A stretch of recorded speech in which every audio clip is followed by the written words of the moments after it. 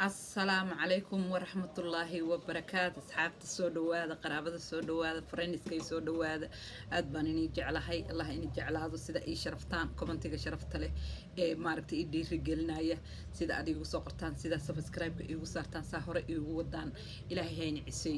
hayna ciseeyo allah in barakeeyo jazaakallahu khayr ba in leeyahay waana inii mahad celinayaa maasha allah tabaarakallah dee anigu idinka ma ogiye ma qabo tol ma lihi qabiilka la sheegaya idinka ii ah sababta idinka in la sheekaystaa idinka wax inii soo gudbiyaa idinka wax inii la wadaagaa idinka i dhagaysta idinka i soo wacaa maasha allah tabaarakallah allah in xafidaan lay aad baa inay jeclaa qalbigayga ku weyntihiin allah in barakeeya asxaabtayda iyo qaraabadayda iyo familigayga allah in barakeeyaan leeyahay hadday tahay marka ugu horeysay sidii hadda meeshaan guduudan iska taabo walaashaa nadiif qaran wax weyn bay u tahay adigana wax weyn bay ku tahay informationkeeda kusoo gaaraya gambaleelka furo haddaa commenti iyo duco usoo qori karto usoo qor qofka markaa barnaamijka aan ka diyaarinayo hadday aniga naftayda aad aragto inaan wax qaldan ku hadlayo bini aadan baan iska ahayo marmar dee waa la iska gelayaa yac isoo dheh waan kuu mahad celinayaa waana kuugu hambalyaynayaa markaad qaladka iga qabato walaal jiraan ku leeyahay allah ini barakeeyo soo dhawaada waxaan sheegaynaa oon rabaa caawi haddana inaan duubo qisadii murugada lahayd aabihii gabadhiisa rafaadinayay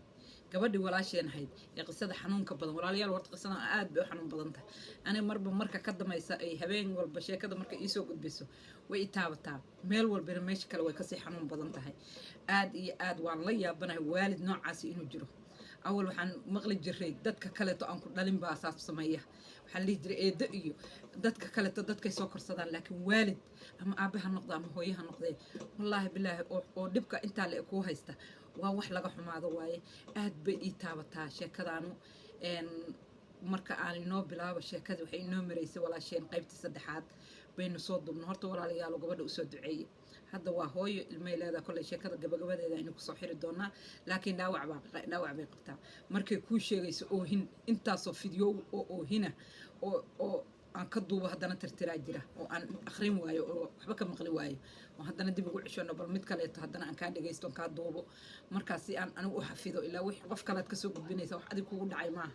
iyadana inta badan waxay ku fiicantaa way dhagaysataa habeen walba markaan fideo ka duubo waan waraystaa waxaan dhahaa walaal fideogii aan ku duubay ka warrama waxbaan ka tegay sheeka qaybtaas ma waxbaan qalday ilaa hadda waxay tiri wax aad qalada male maasha allah si fiican baa u wadaa waan uga mahad celinaya walaashay waan ugu mahad celinaya sida wanaagsan ee ula jeclaysatay inay aniga ay noqdo qofka ay u dhiibto sheekadeeda oo walaalaha la wadaagta ducaan laydinka codsanaya komantiyo fiican baa soo qortaan laakiin usoo duceeya ducada waa muhiim intaasaynu isku leenahay adigana ajar baad ka helaysaa komantigana wixii aad kula talinaysana kolba qaybta markaa ka sheekayno wixii fikrada oo kaaga soo baxa nala soo wadaag walaalkay macaan qisooyin kaleeto wallaahi taas aan gaarin laakiin ka hooseeya gabadhaas intii qisadeeda aan soo daayay la igala soo xiriiro iyagana inii haya taydina waxaafay inii maraysaa maasha allah waan isla soconaynaa halkan baadna ka heli doontiin walaasheen waxay qisadeedii inoo joogtay iyadoo gabadhii intay wax laqday xanuunsatay isbitaal la geeyey intaan isbitaalka la geyn dariskii awal aan soo geli jirin naagta qumayada ahayd keliya awal soo geli jirta guriga laakiin maalintaas markay gabadha haddi xanuunsatay sheekadii faraha ay ka baxday la isugu yimi meeshii maxay tahay lasoo wada galay ka dambena dadkii ay arkeen gabadhii qaybi tiri gabadhi goormay waalatay qaybi tiri maad qaybta waalida geysaan laakiin maamo iyo gabar iyo laba wiil ay arkeen arrinta gabadhan ka dambena intay ku qayliyeen reerkii ay isbitaal u qaadeen iyadina oo gabadhii yarayna isbitaal habeenkii la geeyey gabadhii weyneydna ay sakaraad noqotay oo haddee wixii socon waayeen ducadii iyo neefkii la qalay iyo hawl ma jirto laga kala cararay oo gabadhii isbitaal la geeyey labadoodii marka isbitaalka la isugu geeyey halkaasay inoo joogto sheekadu hadday tahay marka kuugu horreysay oo sheekadan aad dhagaysato soo daawo 3 qaybood qaybtii afraad waaye tan marka qaybihii hore soo daawo ka dambena isku xiro sheeka murugo badan waaye laakiin waalidiinta wax badan u taraysa weliba aabbayaasha ilmahooda silcinaya hooyayaasha ilmahooda silcinaya bay wax badan u faa'iidaysaa marka soo dhagaysta in leeyahay allah ini barakeeyo marka waxay inoo joogtay gabadhihii oo isbitaal la isugu geeyey tii yarayd oo maamooyinkii qaadeen oo isbitaal geeyeen iyo tii weynayd oo sakaraada oo iyadana isbitaal la geeyey waataan soo sheegnay oo iyadoo hilib ay cuntay baa dhuunta ka joogsaday timir waa la siiyey dhabarka waa laga garaacay wax walba waa lagu sameeyey laakiin wax ka degay male waxay ka qaaday meeshii ay gubanaysa wixii la siiyo oo ay soo tufayso iyadiyo cabaadaysa waxaas xanuun noocaasay gabadhi ku dhacay isbitaal baa la geeyey dariskii soo baxay qumayadii guriga soo geli jirtay waa laga raysta markaan dad kaloo khayr qabaa guriga soo galay gabadhaanuna gabar guri la geliyay wal ilaah baa idinku dhaarshay ilma adeerya anu waa marnaxaa wallahi markaas soo xasuusta bal guriga aabbaha oo magaalo degan gurigiisa dayrka ka joog sida qof waalna ciiddaa seexo waxay tiri maalin oo dhan kulaylkaasaan fadhiyaa habeenoo dhan siigadaasaan dhex jiifa inaa lilaahi wa inaa ilaa war heedha waalidow war waalid goorma inaa lilaahi war ilaahay soo kama baqaysin war dad yahow anigu waaba yaabanahayba wax laga naxo waay guriga aabbahaa sheekadaas wallaahi bilaahi waa itaabato bismillaahi raxmaan raxiim ilaahayow ilmahayga ha badin ilaahayow ummadda soomaaliyeedna ha badin dhibkan oo kaleeto subxaanaka yaa cadiim subxaanaka yaa cadiim wax laga naxo waay gabadhii waxay tiri qof kastoo ay arka wuu qaracno isbitaalkiyaa la geeyey tiina waa la keenay tanna waa la keenay laakiin gabadhaa horreysay isbitaalku magaaladu waxay tiri waa magaalo lays yaqaano hal isbitaal baa ku yaal bay tiri magaalada magaceeda way sheegtay laakiin way diiday inaan sheego magaalada waxay ugu tiri haddaad sheegto qisadayada iyo aabbahay iyo qoladayada waxay tiri magaalada caam buu ka noqday aabbahay markii dambeeto intaa wixii ka dambeysay aabbahay wuxuu noqday tiri nin maaragtay dadkii la yaabaan oo lagu sheekaysto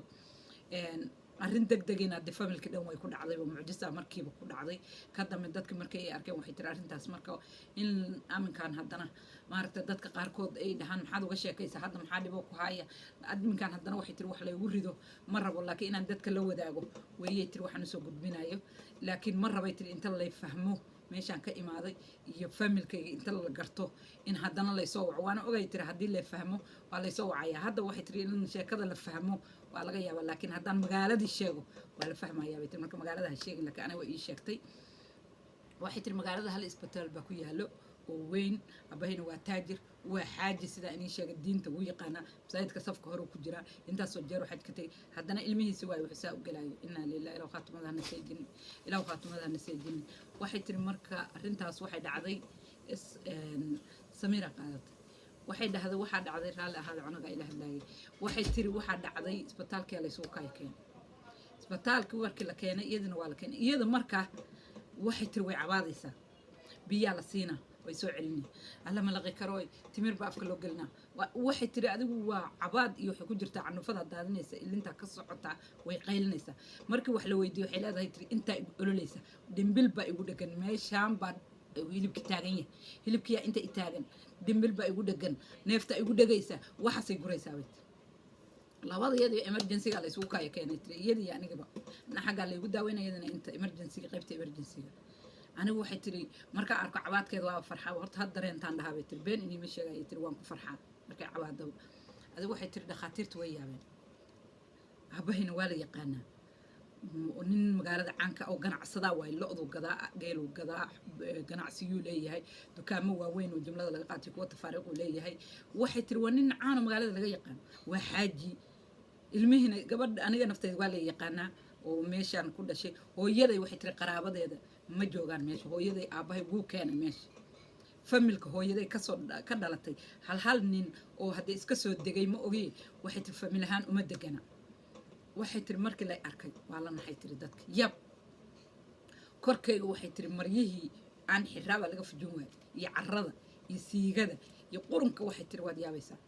dhakhaatiirta waxay tiri alkolse igu dhaqaayeen kolba meel la ii fiiqaayay korka waxay tiri wejiga ma ogiye meel kaloo ifiyow ma laha wejiga nafkiisa wuu buusan yahay laakiin waan qarsadaa bay tiri wejiga markii lay garaacayo hoosaan gashan jiray laakiin madaxa iyo idda dakhran waxay tiri wadigu waa lay nadiifiyey iyadii markiiba waa la gudbiyey tiri aniga muddaan ku qaatay tiri nabraa meel jeexnayd baa jirto la tolaayay meelo waxaa jirtay la dhaqaayay adigu waxay tiri aniga waa ku daahay emergencyga iyada laakiin markiiba waa la gudbiyey waarkaa loo gudbiyey waxay tiri aniga waa lay hagaajiyey isbitaalka qayb baa lay seexiyey tiri marka qaybta ciyaalka iyadana waxaa loo gudbiyey qaybtii dadka waaweyneed anna waxaa lay geeyey tiri qaybta ciyaalka halkaa markii lay geeyey aniga waxay tiri hadalku daciifuu igu yahay haddii lay waraysto hadalka ma wadi karo sababtoo gaajo baa idishay tiri guriga aabbahay aad baan ugu gaajooday tiri sidii homeless baan qashinka ay reebaan baa cuni jiray tiri waxaa inaan cuno ma ogiyi ilmihiisaan kaleeto aabbahay waxay tiri ilmaha kale galabtii isagoo xalwada iyo timirta iyo nanaca wada bukeeni wuu u qaybin bay tiri anna meeshaa fadhiyaa waxay ma siinayay tiri awood aan ku dhaho isiina ma jirtay tiri waaba laygu dila haddaan dhaho isii ilmaha kaleeto waxay tiri maxaa kuu macaan maxaa kuu qaraar bulay aniga laakiin ima fiirinayo ilaahay laakiin ilmahaas wuxuu uga dhiga caasi number 1 hadduu jiro iyaga waay walaa oday walaa habar haddana ma arko habarta waa la tuuriyeyna odaga waxa weeye waa lagu afcelinaa waxay tiri ilaahay ma tusin wax walba hortaydu ku qayminaa bay tiri anigana ima dhahay maxay u baahan halna nacay ma siinayo tan ku ciyaalka siinaa guriga aabbahay marka waxay tiri rifcaadkaasaan ku qabay cunno ma cuno gabadhii yarayd baa markay rabtana isiisa markay rabtana igu sinifta maalmay xanaaqsan tahayo ama habarta ku xanaaqda ama odayga ku xanaaqda waxay tiri aniga naftaydu lama hadlay tiri waxaan ka baqaa inay disho sababta iyadu way gacan qaadaysaa bay tiri ama waxay haysay kugu soo tuuraysaa sida hooyadeed ugu tuurayso marka lama hadlay tiri maalmahaas ay kacsan tahay ama waalidkeed ku xanaaqsan tahay lama hadlo waana isla egnahay tiri iyaduna waa 14 jir markaasaan 15 gelaynaa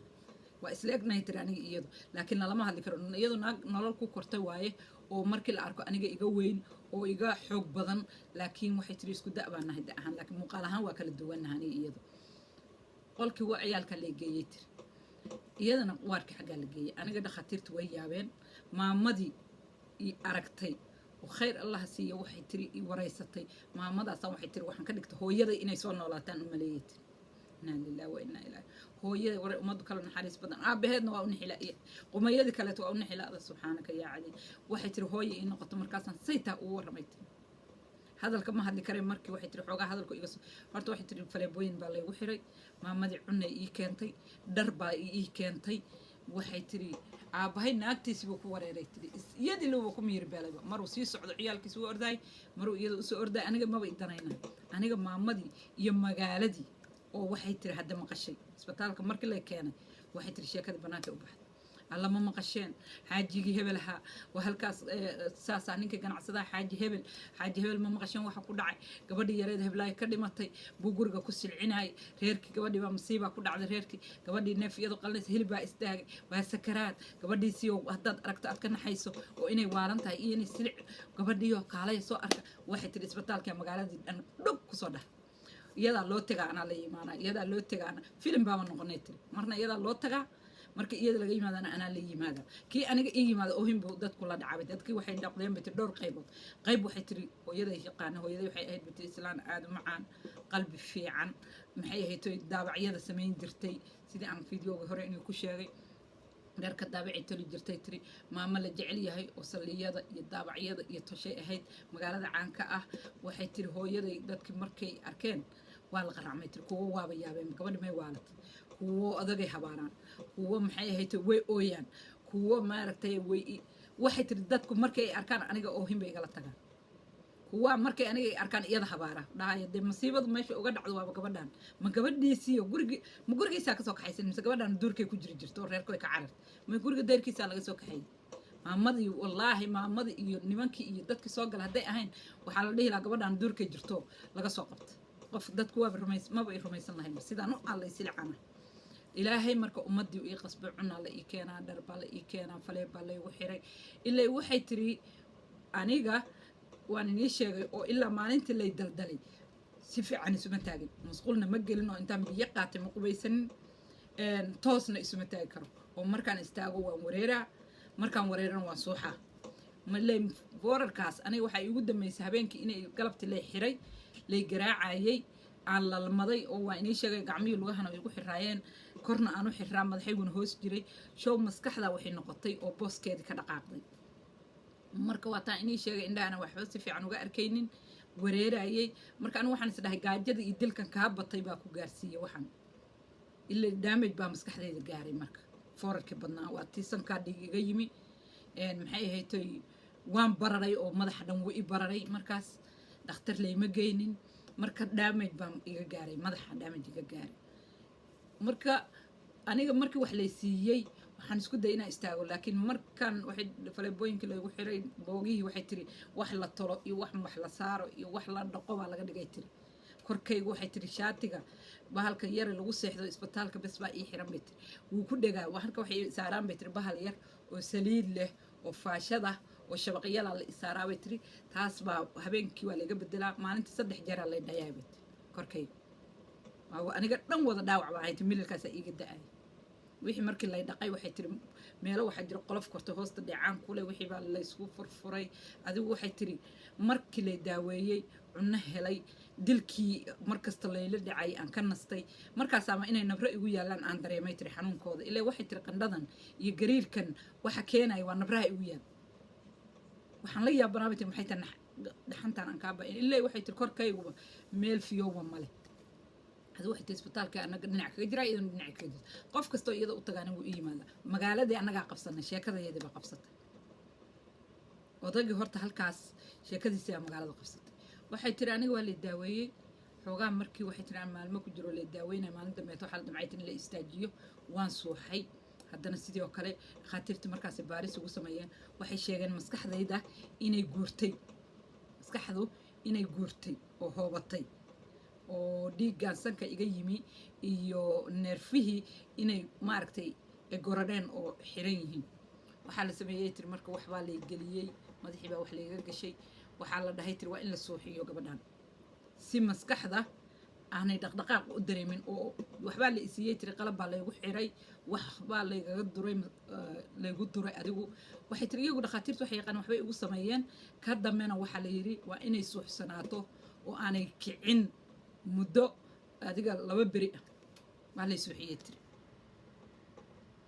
waa la suuxiyay ilaa waxay tiri waligayba ma seexanin sidii hooyaday u dhimatay warda fiican ma seexanin sababta ah meeshaan jiifay gaajada dilka waxay tiri jirkaygu ilaa ma seexanba ma nasanba cabsida badan oo 4 ilaa 9 haysa waxay tiri jirkaygu ilaa waaba damage baa wada gaaray marka dhakhaatiir fiican bay ahayn dhakhaatiirtu way dareemeen waxay dhaheen waa in la seexiyo gabadhan waa la seexiyay marka cajalka dheeraanaya intaas inaan ka badiyo mar rabo si sheekada dadku u fahmaan halkaas aan ku joojinayaa markii la sooxiyay